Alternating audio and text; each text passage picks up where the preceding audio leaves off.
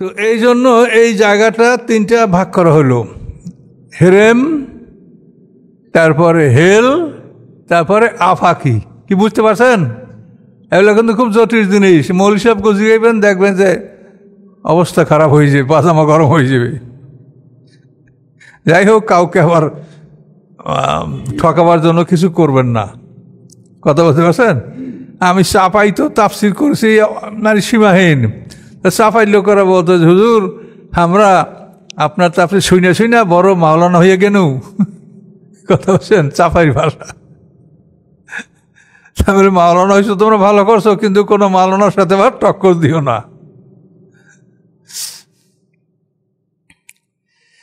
আসলে তো রাসূলের সাহাবীরা কোনো মাদ্রাসায় পড়েন নাই, তারা রাসূলের কথাগুলি মায়ত্ত করেছেন, তার আমলগুলি দেখেছেন। এই জন্য আমরা যারা বড় মাওলানা হই, আমরা তাদের অনুকরণ করি যারা মাদ্রাসায় পড়ে নাই।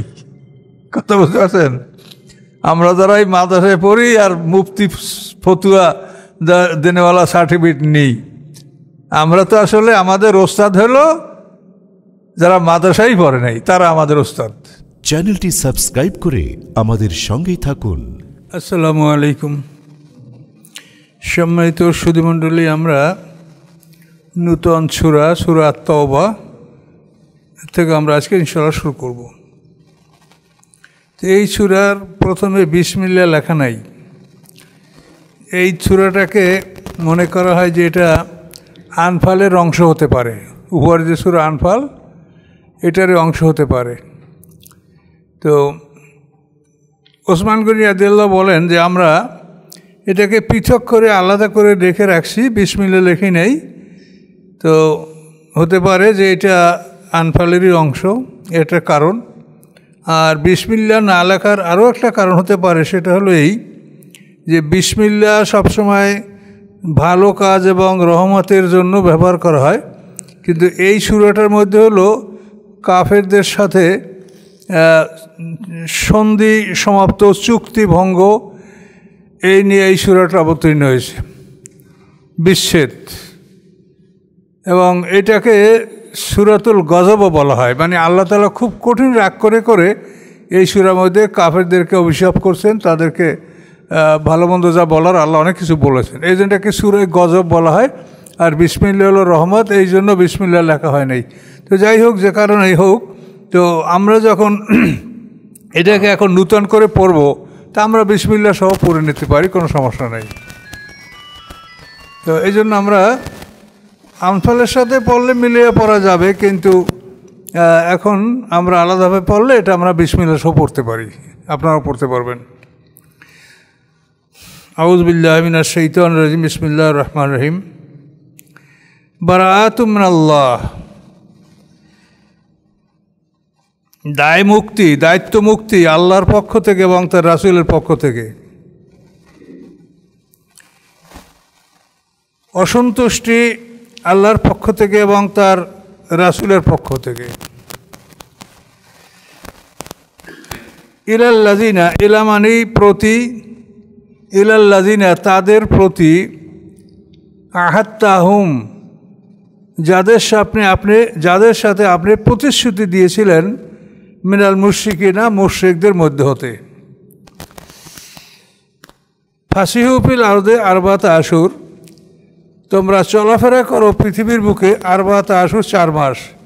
ও আলামু, জেনে রাখো, আন্নাকুম গায়রু মুজিল্লাহ, নিশ্চয়ই তোমরা আল্লাহকে অপারক করতে পারবে না। আন্নাল্লাহ মুখজিল কাফিরিন, এবং নিশ্চয়ই আল্লাহ তাআলা কাফেরদেরকে অপমান করবেন, তিনি অপমানকারী তাদেরকে। তো এটার শান নজর শুনলে বিষয়টা ক্লিয়ার হবে।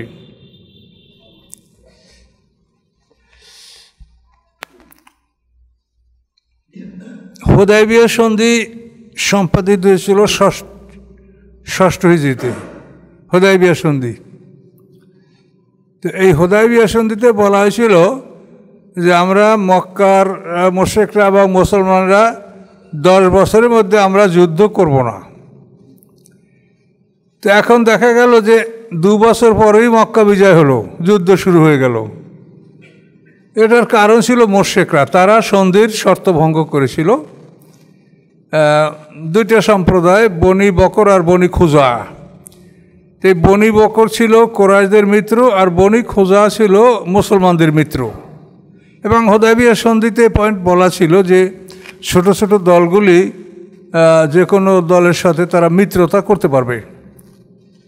তো মুসলমানদের সাথে মিত্রতা করেছিল বনু খোজা, কিন্তু ওরা একটা যুদ্ধে বনু বকর আর বনু খোজা এরা ছিল দুইটা রাইভাল দল, প্রতিদ্বন্দ্বী গ্রুপ।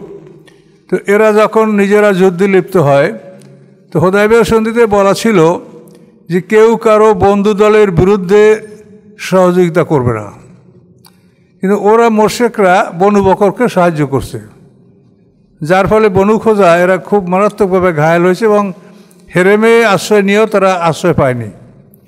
এইভাবে যখন তারা পর্যুদস্ত হলো, তখন আল্লাহ রসুলকে তারা এটা জানানোর পর আল্লাহ রসুল বললেন যে বনু খোজা আমার মিত্র, কাজেই তোমরা তাদের যতগুলি লোক হত্যা করেছো তাদের ব্লাড মানি, রক্তের মূল্য, ক্ষতিপূরণ, দিয়াত যেটাকে বলা হয়, তো এটা আমার কাছে তোমরা জমা দাও।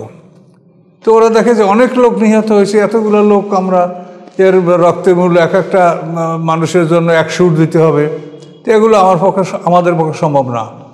তখন ওরা হটকারিতা করে বলল যে আমরা হুদায়বিয়ার সন্ধি আমরা চাই না। আল্লাহ রাসূল বলছেন যে তোমরা যদি না করো হুদায়বিয়ার সন্ধি সমাপ্তি, তোমরাই ভঙ্গ করছো। তোরা বললো সন্ধি সমাপ্ত হোক, আমরা এতগুলি ক্ষতিপূরণ দিতে পারবো না। কিন্তু অল্প পরেই তারা জিনিসটা বুঝতে পারলো যে মুসলমানদের সাথে যদি আমাদের এই সন্ধি সমাপ্ত হয় তাহলে পরিণামটা কী হবে। এই জন্য তারা সন্ধি নবায়ন করার জন্য আবু সুফিয়ানকে পাঠালো আল্লাহ রসুলের কাছে। ইতিমধ্যে আল্লাহ রসুল মক্কা বিজয়ের জন্য প্রস্তুতি গ্রহণ করেছেন। আবু সুফিয়ান আল্লাহ রসুলের কাছে গেল, প্রথমে তার মেয়ের কাছে গেল। আবু সুফিয়ান উম্মে হাবিবা আল্লাহ রসুলের স্ত্রী, সে তো তার বিছনায় বসতেই দিল না বাবাকে, যার পর বিছনা গুটিয়ে ফেললো। এরপরে তিনি আবু বকর সিদ্দিকের কাছে গেলেন, ওমর ফারুকের কাছে গেলেন, কারোর থেকে কোনো ভালো কিছু পেলেন না আবু সুফিয়ান। শেষ পর্যন্ত আলী রাদিয়াল্লাহু তাআলা আনহুকে পরামর্শ দিলেন যে আপনি কিনানার নেতা সর্দার, আপনি কাবাগারের সামনে দাঁড়াইয়া লোকজনকে বলেন যে আমি আপনাদের আশ্রয় কামনা করছি, এই আশ্রয় কামনা করে তারপর আপনি চলে যান। তো এভাবে আবু সুফিয়ান চলে গেল। আল্লাহ রাসূল যুদ্ধের জন্য প্রস্তুতি নিলেন। মক্কা বিজয় হলো 8ম হিজরিতে 18ই রমজান। হুদায়বিয়ার সন্ধিটা এটা হলো 6ষ্ঠ হিজরিতে, এবং সেখানে বলা হয়েছে 10 বছরের জন্য যুদ্ধবিরতি থাকবে। কিন্তু 10 বছর যদি যুদ্ধবিরতি থাকে তাহলে তো 6 থেকে আরও 10, 16 হিজরি পর্যন্ত এই চুক্তিটা বহাল থাকা প্রয়োজন ছিল। কাজে এটা আল্লাহ তাআলা পছন্দ করেন না, বা এটার প্রয়োজনও নাই, যা ছিল তা হয়ে গেছে। তো এখন 8ম হিজরিতে মক্কা বিজয় হয়েছে। মক্কা বিজয়ের পরে আল্লাহ রসুল মুহররম মাস শুরু হওয়ার লগ্নেই আল্লাহ রসুল যে ইয়াতে ছিল জেরানা, হুনাইনের যুদ্ধ, ওখান থেকে আল্লাহ রসুল মদিনা চলে গেলেন। তো দেখেন রমজানের পরে শাওয়াল, জিলকত, তো জিলকত মাস তো মুহররম, জিলকত, জিলহাজ আর ওই বছরের প্রথম মাস, এই 3 মাস তো একসঙ্গে। তো 18ই রমজান মক্কা বিজয় হলো, তো থাকে সামনে শাওয়াল। শাওয়াল মাসে হুনাইনের যুদ্ধ হলো, তাইফের যুদ্ধ হলো। এরপরে যেটুক সময় আছে এর মধ্যেই মুহররম আসলো। তাহলে রমজানের পরে শাওয়াল, জিলকতই তো মুহররম মাস, জিলকত, জিলহাজ, মুহররম, এই 3টা তো একসঙ্গে। আর রজব মাস হলো মাঝখানে, 4 মাস মুহররম। কি বুঝতে পারছেন ব্যাপারটা? জিলকত, জিলহাজ এ তো শেষ, 11-12 নম্বর মাস। আর এরপরে মুহররম হলো নতুন বছরের প্রথম মাস, বুঝছেন? এই 3 মাস কিন্তু একসঙ্গে, কিন্তু 2 বছর মিলিয়া এ বছরের একাদশ, দ্বাদশ, আর ওই বছরের প্রথম, এই 3 মাস। আর একটা মাস হলো রজব, এই 4 মাস হলো মুহররম, যেটা কোরআনে আল্লাহ বলা আছে যে আকাশ পৃথিবী সৃষ্টির দিন থেকেই আল্লাহ তাআলা এই 4টে মাসকে মুহররম করেছেন। কি বুঝতে পারছেন বিষয়টা? জিলকদ জিলহজ এলো একাদশ দ্বাদশ মাস, বছরের শেষ 2 মাস, মুহররম ওই বছরের প্রথম, এই 3 মাস, আর রজব হলো মাঝে। তো এখন আল্লাহ রসুল হুনাইন যুদ্ধ, মক্কা বিজয়ের পরে হুনাইনের যুদ্ধ করলেন, তায়েব যুদ্ধ করলেন, এরপরে তিনি মদিনায় চলে গেলেন। তো এই সময়তে তো হজের প্রস্তুতি সম্ভব না। তো 8 হিজরিতে মক্কা বিজয় হলো, কিন্তু হজ হলো না। এরপরে 9 হিজরি, 9 হিজরিতে আল্লাহ রসুল হজের ব্যবস্থা করলেন, কিন্তু নিজে হজের জন্য প্রস্তুতি নিলেন না। 9 হিজরিতে আল্লাহ রসুল আবু বকর সিদ্দিককে আমিরে হজ নির্বাচন করলেন এবং তাকে হজের উদ্দেশ্যে তিনি রওনা করাই দিলেন যে তিনি আরাফাত ময়দানে আমিরে হজের বক্তব্য দেবেন এবং হজ পালন করবেন। তো আবু বকর সিদ্দিককে রওনা করাইয়া দেওয়ার পরপরই এই সূরাটা 40টা আয়াত নাজেল হয়। তখন আল্লাহ রসুল এই 40টা আয়াত নিয়ে আলী রাদিয়াল্লাহু তাআলা আনহুকে আবার পিছন থেকে পাঠাই দেন যে এই আয়াতগুলি তুমি হজে আকবরের দিন, হজে আকবর হলো 9 জিলহজ, এটা হজের সবচেয়ে বড় অনুষ্ঠান, আরাফাতে সবাইকে সমবেত হতে হয়। যে জানাই দিলেন যে হজে আকবরের দিন তুমি এই আয়াতগুলি পড়ে শোনাবে। তো আলী রাদিয়াল্লাহু তাআলা আনহু যখন আবু বকর সিদ্দিকের সাথে মিলিত হলেন, তখন তিনি বললেন যে আল্লাহ রসুল কি আমাকে বরখাস্ত করেছেন, আপনাকে আমিরি হজ বানিয়ে পাঠিয়েছেন? তার আলী রাদিয়াল্লাহু বললেন যে না, বরং বিষয়টা হলো এই যে সূরা নাজেল হয়েছে এবং এই আয়াতগুলি এগুলো হচ্ছে সন্ধি ভঙ্গের একটা ঘোষণা, সন্ধি সমাপ্তির ঘোষণা। তো এই সমস্ত ঘোষণা যে সন্ধির মূল স্বাক্ষরকারী তার নিজের অথবা তার রক্ত সম্পর্কীয় আত্মীয়র দ্বারা এই ঘোষণাটা করতে হয়, এছাড়া অন্য কেউ করতে পারে না। কাজে এই জন্য আমাকে আল্লাহ পাঠিয়েছেন যে আমি হলাম তার রক্তের সম্পর্ক, আমি তার চাচাতো ভাই, জামাই। তো এভাবে আলী রাদিয়াল্লাহু তাআলা আনহু এই সূরার 40টা আয়াত নিয়ে মক্কায় উপস্থিত হলেন এবং আমিরি হজের বক্তব্যের পরে তিনি এই আয়াতগুলি পাঠ করে শোনালেন।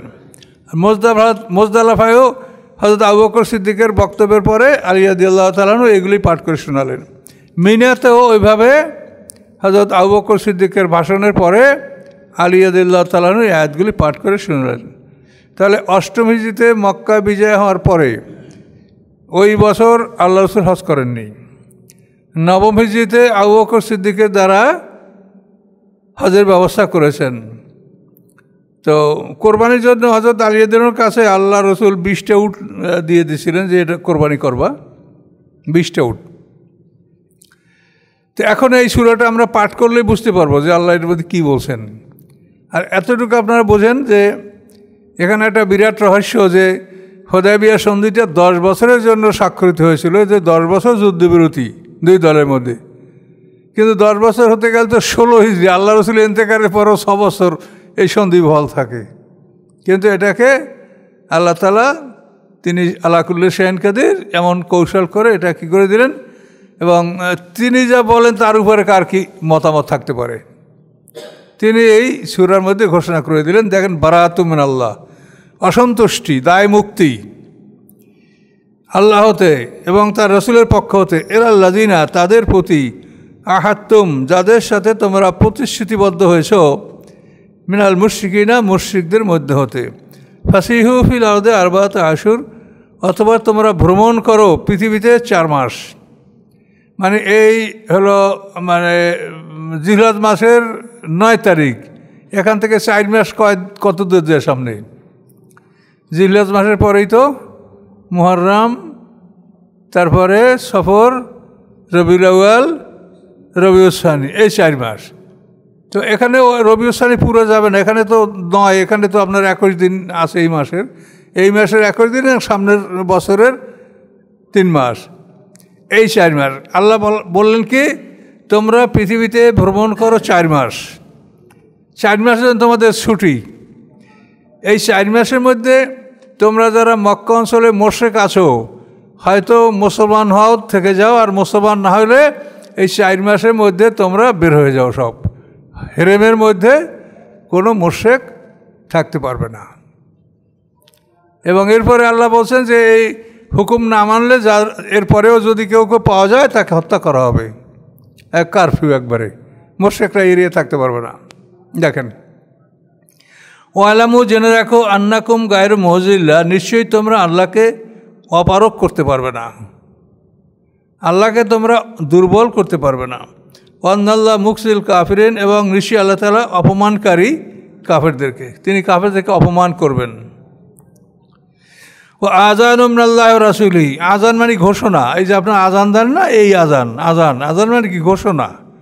ও আযানু মিনাল্লাহি ওয়া রাসূলিহি, এবং ঘোষণা আল্লাহর পক্ষ থেকে, ও রাসূলিহি, এবং তার রাসূলের পক্ষ থেকে, ইলান নাসে, মানুষের প্রতি, ইয়াউমুল হজ্জেল আকবার, হজ্জে আকবরের দিন। হজ্জে আকবর হলো 9 তারিখ, হজের 9 তারিখ হজ্জে আকবর।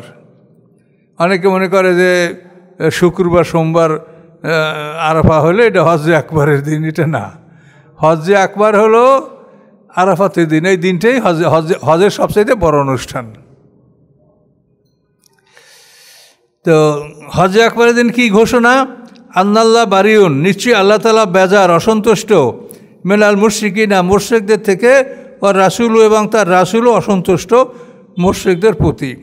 ফাইন তুবতুম, যদি তোমরা তওবা করো, ফিরে আসো, ফাহুয়া খায়রুল লাকুম, এটা তোমাদের জন্য উত্তম। তওবা মানে ফিরে আসা। আপনারা যদি মনে করেন যে তওবা মানে আস্তাগফিরুল্লাহ পাগড়ি ধরিয়া, সেটা না। আপনি মুখে আস্তাগফিরুল্লাহ রব্বি পড়লে এটা একটা জেকের হবে, জেকেরের সব পাবেন। আস্তাগফিরুল্লাহ রব্বি, আস্তাগফিরুল্লাহ ওয়া আতুবু ইলাইহি, এটা পড়লে আপনি জেকেরের সব পাবেন। আর তওবা অর্থ হলো আপনি ফিরে আসবেন, যে অপরাধটা আপনার মধ্যে ছিল সেটা ত্যাগ করে আপনি আল্লাহর কাছে ফিরে এসে প্রতিজ্ঞা করবেন, আর করবেন না। এটার নাম হলো তওবা। তওবা এবং ইস্তেগফার শব্দ কিন্তু দুইটা, তওবা ইস্তেগফার, ফিরে আসা এবং আল্লাহর কাছে ক্ষমা চাওয়া। আল্লাহর কাছে ক্ষমা চাওয়া এটা হলো আপনার জিকির, জিকিরের মধ্যে গণ্য হবে। আর তওবা মানে ফিরে আসা। তো আযান মিনাল্লাহি ওয়া রাসূলিল্লাহ ইয়াউমুল হজ্জেল আকবরে কি? আন্নাল্লাহ বারিউন, নিশ্চয়ই আল্লাহ তাআলা অসন্তুষ্ট, মিনাল মুশরিকিনা, মুশরিকদের থেকে, আর রাসূলহু, এবং তার রাসূলও।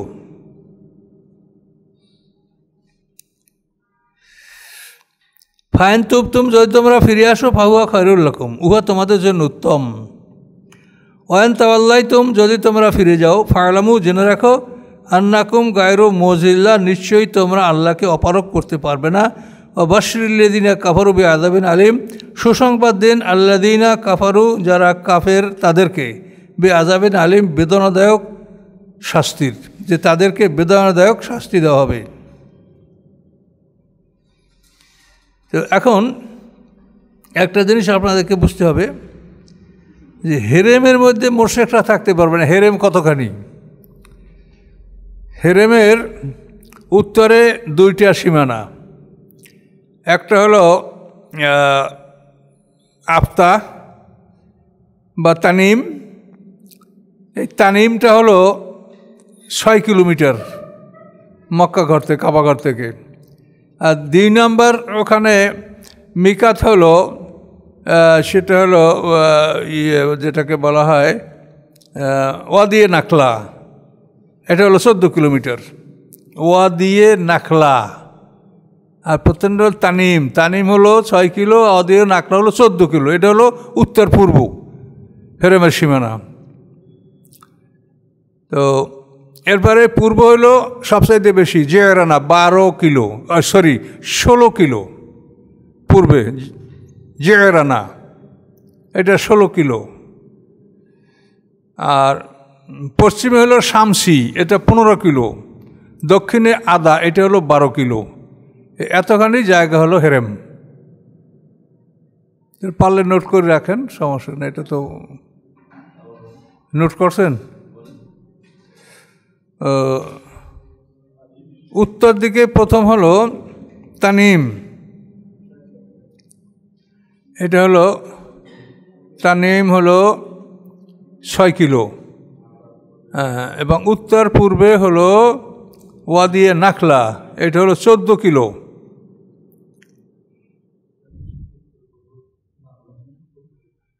পূর্বে হলো জিয়রানা 16 কিলো, পূর্বে জিয়রানা 16 কিলো। পশ্চিমে শামসি 15 কিলো। শামসিটা হুদায়বিয়ার কাছাকাছি।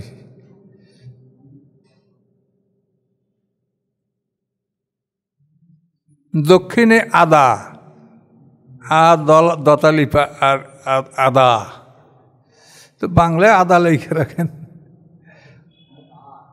আলিফ দতালিপ আদা, 12 কিলো। দক্ষিণে আদা 12 কিলো। বুঝতে পারছেন? এইখানেই জায়গা হলো হেরেম। এইখানে কোনো রকম কোনো কিছু করা যায়, নিরাপদ জায়গা। এখানে এমনকি শত্রুকেও ধরা যাবে না। যদি শত্রু এখানে এসে আশ্রয় নেয় তাহলে তাকে রেজেক বন্ধ করে দিতে হবে, যাতে খাদ্যর জন্য। কোনটা লিখতে পারেন আমাকে বলেন? উত্তর, উত্তরে তো 2টা সীমানা, তানিম একটা আর একটা হলো ওয়াদিয়ে নাখলা। তানিম হলো 6 কিলো, ওয়াদিয়ে নাখলা 14 কিলো।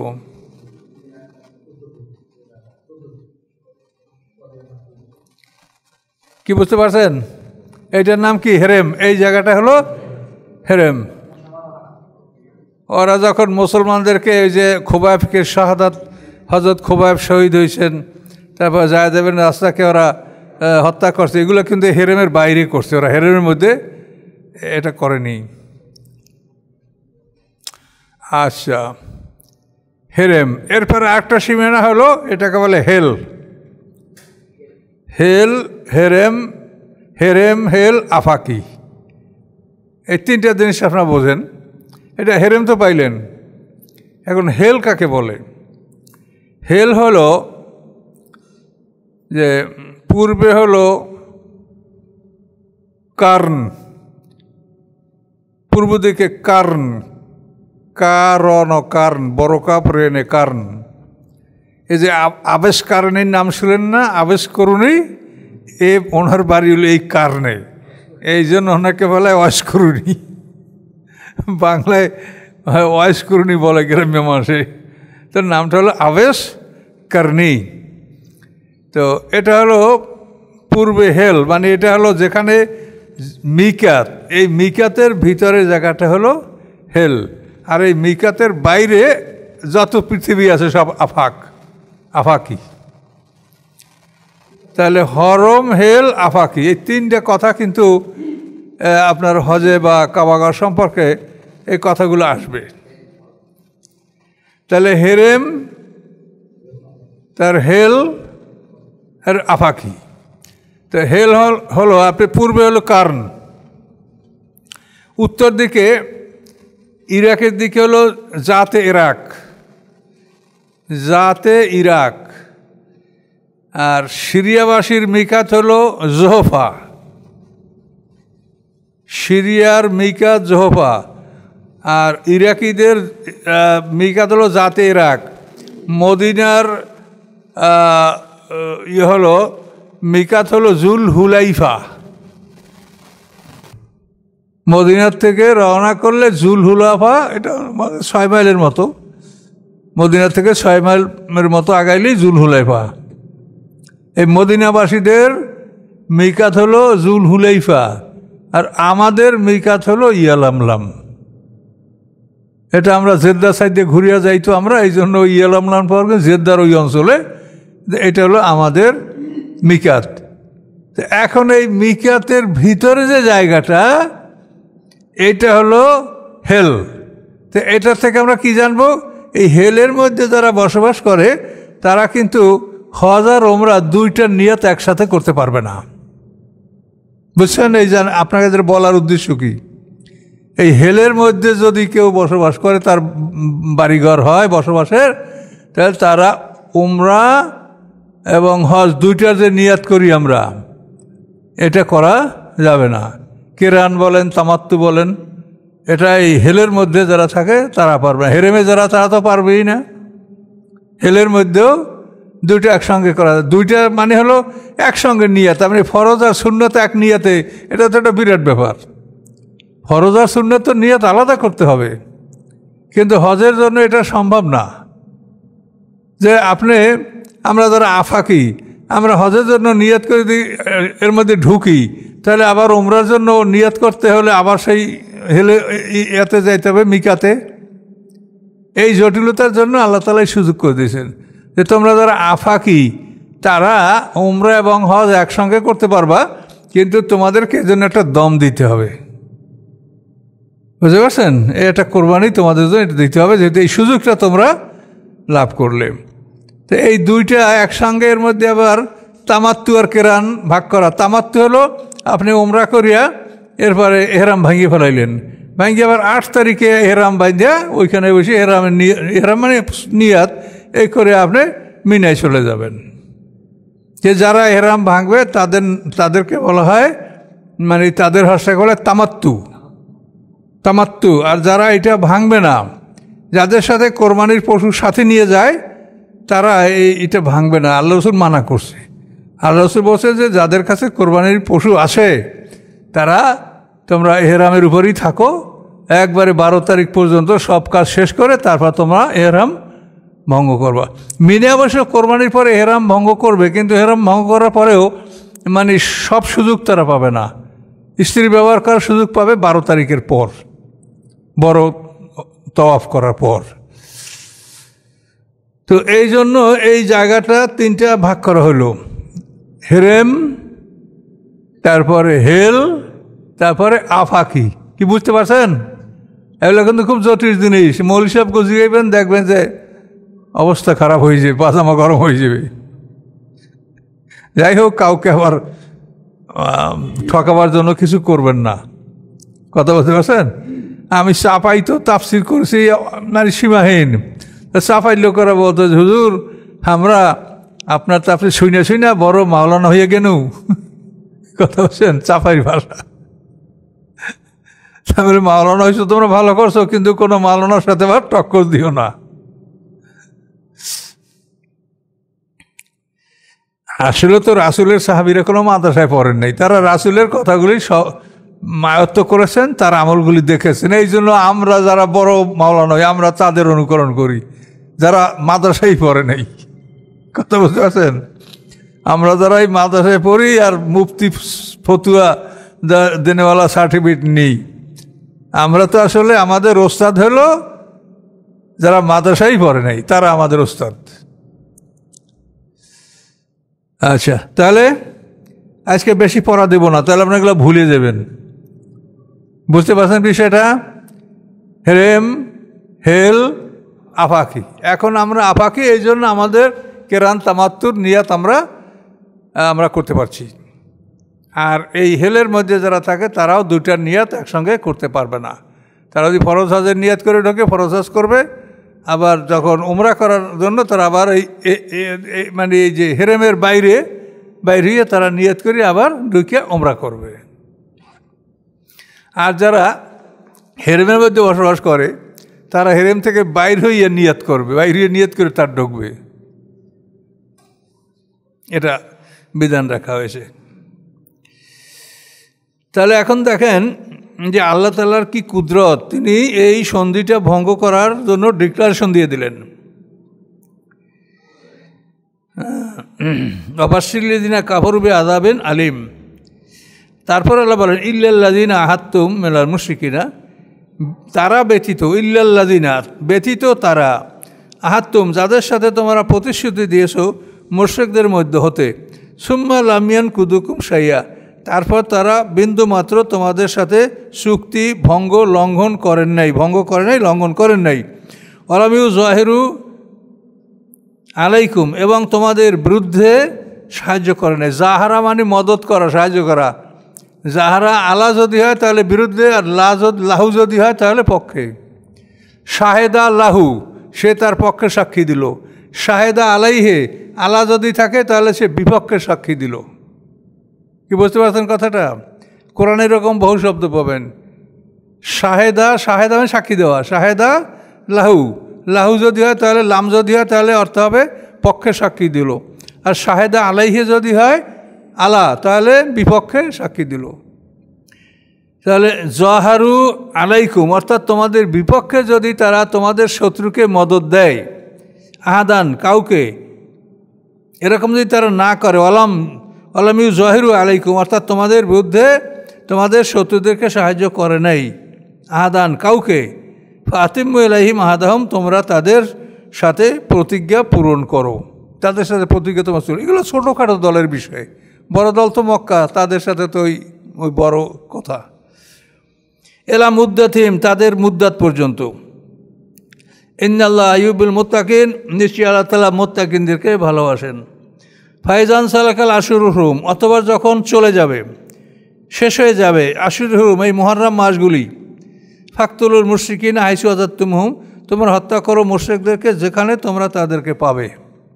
মানে এই 4 মাস তাদের জন্য সময়, যাদের সময় 4 মাসের কম ছিল তারাও এই 4 মাস সময় পাবে, যাদের সময় ছিল কয়েক বছর পর্যন্ত তারাও সময় পাবে এই 4 মাস। এর মধ্যেই তারা হয়তো ঈমান আনবে, না হলে হেরেম থেকে বের হয়ে যাবে, আর বাইরে না হলে তাদেরকে পাওয়া গেলে হত্যা করা হবে।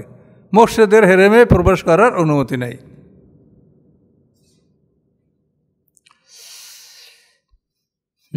হাই সোজাত্তুম, যেখানে তোমরা পাও। অখুজুহুম, তাদেরকে ধরো। অহাসুরুহুম, তাদেরকে বন্দি করো।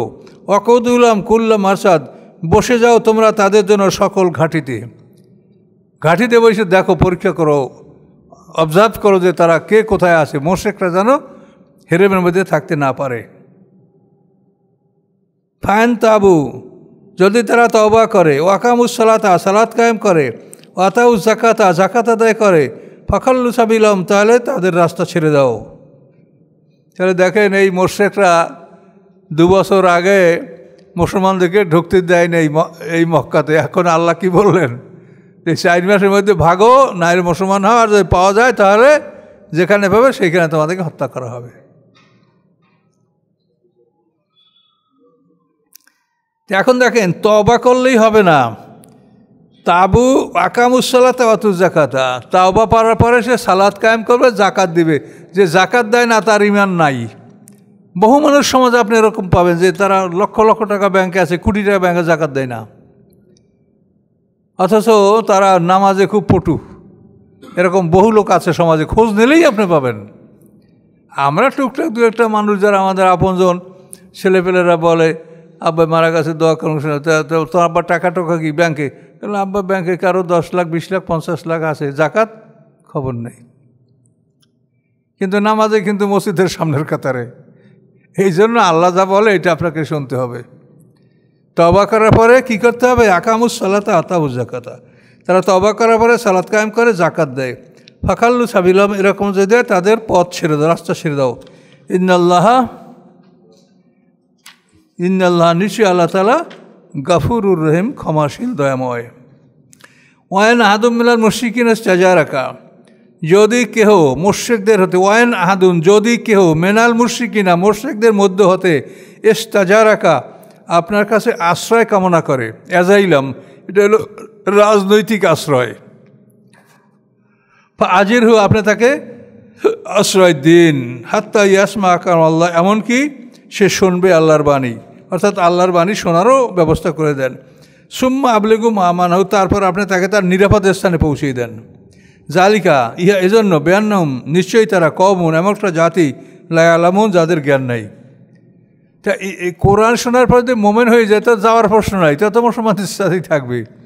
তা বোঝা গেল যে তাকে আশ্রয় দেন, কোরআন শোনার সুযোগ করে দেন, মুসলমানটা তো আপনারই থাকলো, আর যদি না হয় তাহলে তাকে নিরাপদ স্থানে পৌঁছিয়ে দেন। কেন? যে তারা জানে না, তারা আরও সুযোগ পাক, আরও জানার সময় তার দেওয়া হোক।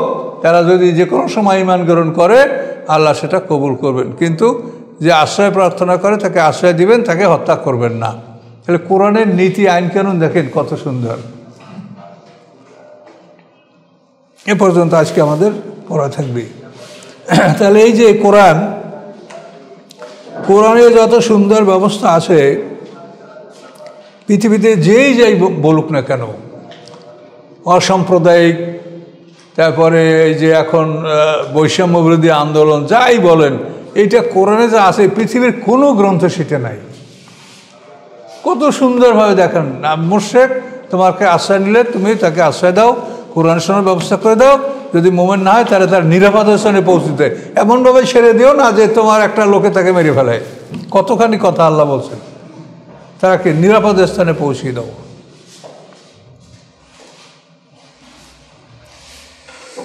আস্তাগফিরুল্লাহ আল্লাযী লা ইলাহা ইল্লা হুয়াল হাইয়ুল কাইয়্যুম ওয়া আতুবু ইলাইহি, লা হাওলা ওয়া লা কুওয়াতা ইল্লা বিল্লাহিল আলিয়্যিল আযীম। আল্লাহুম্মা আমিন। রব্বানা যালামনা আনফুসানা ওয়া ইল্লাম তাগফির লানা ওয়া তারহামনা লানাকুনান্না মিনাল খাসিরিন। রব্বানা আফরিগ আলাইনা সাবরান ওয়া তাওফানা মুসলিমিন। রব্বানা লা তুযিগ কুলুবানা বা'দা ইয হাদাইতানা ওয়া হাব লানা মিন লাদুনকা রাহমাতান ইন্নাকা আনতাল ওয়াহ্হাব। সুবহানা রাব্বিকা রাব্বিল ইজ্জাতি আম্মা ইয়াসিফুন ওয়া সালামুন আলাল মুরসালিন। আলহামদুলিল্লাহি রাব্বিল আলামিন।